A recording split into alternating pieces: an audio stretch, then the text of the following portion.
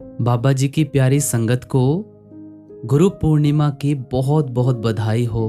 लख लख मुबारक हो जी सभी को परिवार सहित। सिहाल परमारथ में आप सभी का तहे दिल से स्वागत किया जाता है। सभी को प्यार भरी राधा स्वामी जी। आज जो आपके साथ साखी शेयर कर रहे हैं, ये बड़ी प्यारी साखी है, एक प्रेरणादायक साखी होगी हम सभी के लिए। गुरु पूर्णिमा की यह साखी आपके दिल को और दिमाग को छू जाएगी। आप भावुक भी हो जाएंगे यह साखी सुनकर, लेकिन आपका ध्यान थोड़ी देर के लिए मेरी तरफ एकाग्र होना चाहिए, क्योंकि आपकी एकाग्रता चाहिए इस साखी को सुनने के लिए। तो मैं आप जी से बेनती करूंगा, जो चैनल के ऊपर नए आ रहे हैं ना, वो चैनल को सब्सक्राइब करके और नोटिफिकेशन बेल दबा दीजिएगा। आपको ये साखी कैसी लगी कमेंट बॉक्स में ज़रूर बता दीजिएगा। बड़ी ही प्रेरणादायक साखी है। देखो, एक बहन जो कि अपने जीवन से बहुत दुखी थी, अपने घर के कोने में बैठी थी गुमसुम। उसकी आंखें लाल थीं और चेहरे पर गहरी उदासी छाई हुई थी। जीवन संघर्षों से भरा हुआ था। बचपन में ही माँ बाप चल बसे थे और रिश्तेदारों ने उसे बोझ समझकर छोड़ दिया था। एक दूर के चाचा ने उसे अपने घर में पनाह तो दी, पर दिन रात उससे काम करवाते और बदले में 2 वक्त की सूखी रोटी भी मुश्किल से नसीब होती। देखो, शादी हुई तो पति शराबी निकला और कुछ ही सालों में वो भी चल बसा। 2 छोटे बच्चों की जिम्मेदारी उनके कंधों पर आ पड़ी। उसने मजदूरी की, दूसरों के घरों में बर्तन धोए, पर गरीबी उसका पीछा नहीं छोड़ रही थी। एक दिन जब वो पूरी तरह टूट चुकी थी और आत्महत्या का विचार उसके मन में चल रहा था, तभी उसकी एक पड़ोसन उनके घर आई और ये सारा हाल देखा तो उन्होंने डेरा ब्यास के बारे में उन्हें बताया। उन्होंने कहा, एक बार सतगुरु के पास जा। कहते हैं वो हर दुखी आत्मा को राह दिखाते हैं। शुरुआत में उनको विश्वास नहीं हुआ। वो कहने लगी, बहन मैं पहले ही बहुत दुखी हूँ। पर उसकी पड़ोसन ने उसे बार बार समझाया। आखिरकार वो एक दिन हिम्मत करके डेरा ब्यास आ गई। यहाँ आकर उसने पहली बार बाबा जी के वचनों को सुना, संगत के दर्शन किए, उनके मीठे और शांत स्वर जो बाबा जी के मुख से वचन निकले वो सुने। उसके भीतर एक अजीब सी शांति भर गई। बाबा जी ने कहा था कि कष्ट आते हैं पर वो हमें तोड़ने नहीं बल्कि मजबूत बनाने आते हैं। हर अंधेरे के बाद उजाला होता है, बस विश्वास बनाए रखो, पक्का विश्वास, दृढ़। इन वचनों ने उनके मन में आशा की एक नई किरण जगाई। उसने नामदान लिया और सतगुरु के बताए रास्ते पर चलने लगी। समय बीता, उन्होंने अपनी हिम्मत और सतगुरु के आशीर्वाद से धीरे धीरे अपने बच्चों को पाला। बड़े बेटे को छोटी मोटी नौकरी मिल गई और बेटी की शादी भी हो गई थी। जीवन में अब पहले जैसी विपत्तियां नहीं थी, पर उनके मन में एक बात खटकती थी। एक बात जरूर खटकती थी।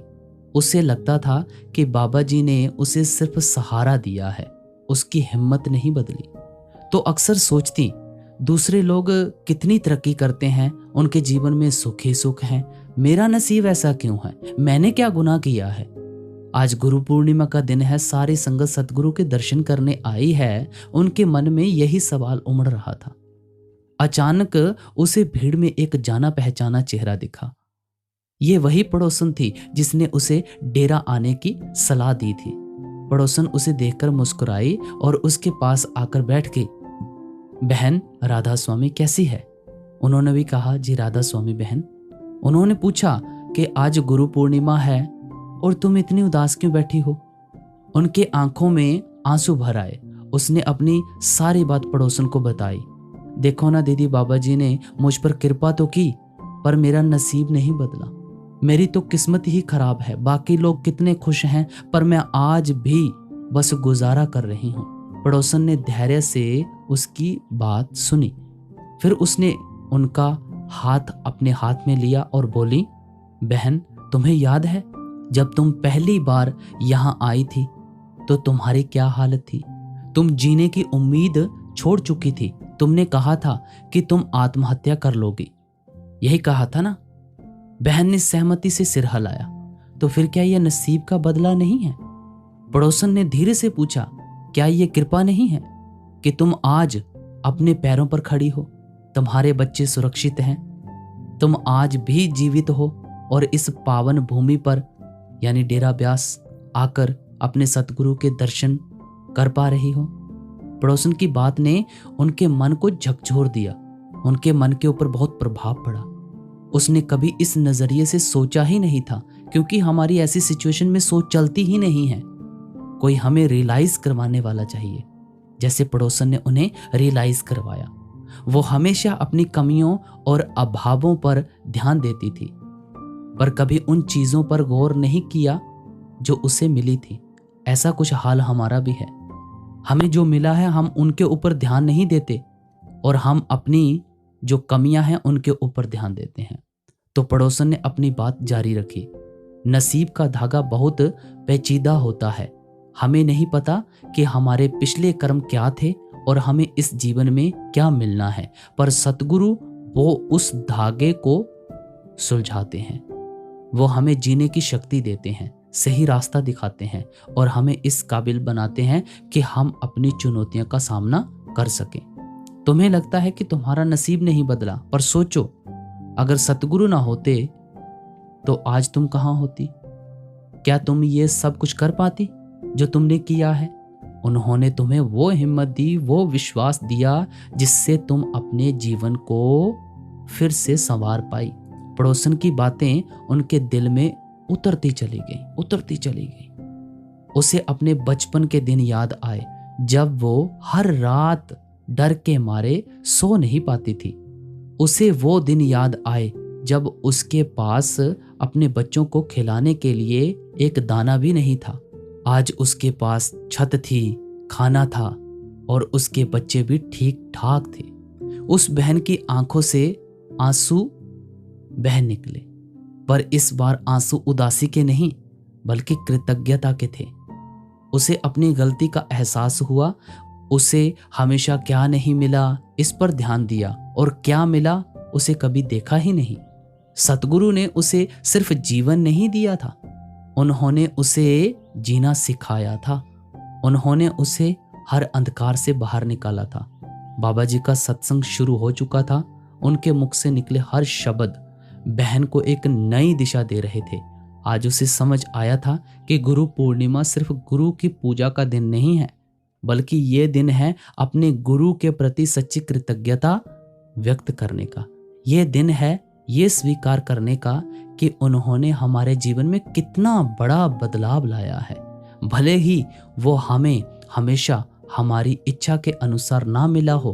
बहन ने सतगुरु की ओर हाथ जोड़कर कहा, शुक्र है मेरे बाबा जी, शुक्र है। उसकी आंखों में अब कोई शिकवा नहीं था, सिर्फ अटूट श्रद्धा और प्रेम था। उसे महसूस हुआ कि उसका नसीब बदल चुका है। वो पहले से कहीं ज्यादा अमीर थी, आत्मविश्वास से, शांति से और अपने गुरु के अथाह प्रेम से। क्योंकि दुनियादारी की अमीरी क्या करनी है? जिसके पास आत्मविश्वास, शांति, गुरु का प्रेम है, वही तो सब कुछ है।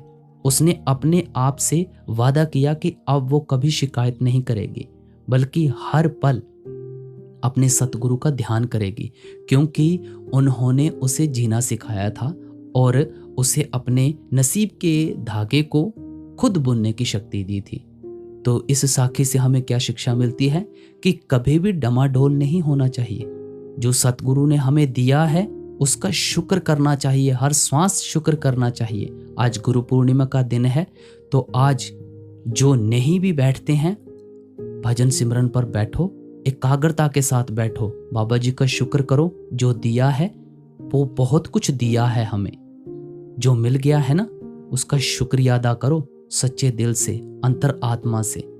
तो आपको ये साखी कैसी लगी तो कमेंट बॉक्स में ज़रूर बताइएगा और ज़्यादा से ज़्यादा इसे संगत तक ज़रूर शेयर कीजिएगा। सिहाल परमार्थ की तरफ से आप जी समूह साध संगत को गुरु पूर्णिमा की एक बार फिर से हार्दिक शुभकामनाएं। सभी को राधा स्वामी जी।